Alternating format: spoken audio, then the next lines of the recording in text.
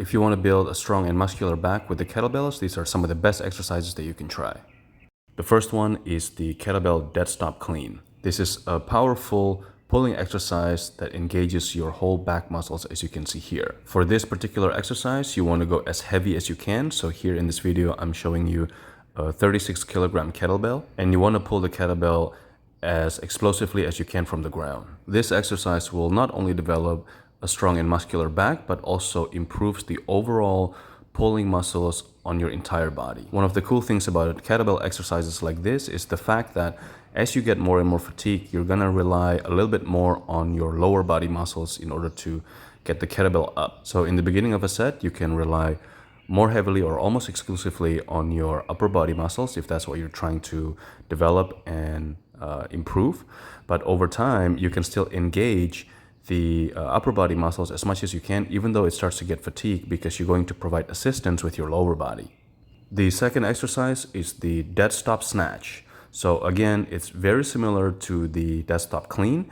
What the difference is that the angle of the pull is much more vertical. And just like the dead stop clean, as you get fatigued, you can also start to rely more on your lower body muscles as well as your shoulder muscles in this case, because as you get more fatigued, you may not be able to pull the kettlebell as highly as you can.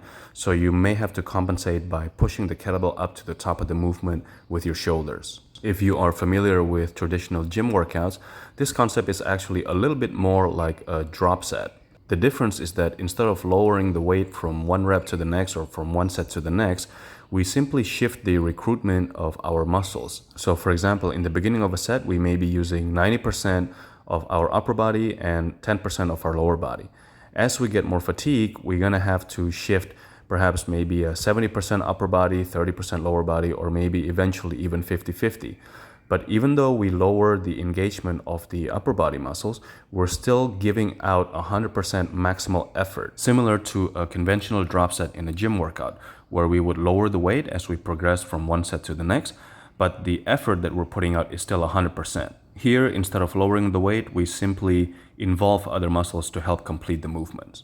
And the last exercise to help you develop a strong and muscular back with the kettlebells is the kettlebell row. Now, this particular movement is not really unique to the kettlebell, because you could argue that with the dumbbells, you can perform this movement more effectively.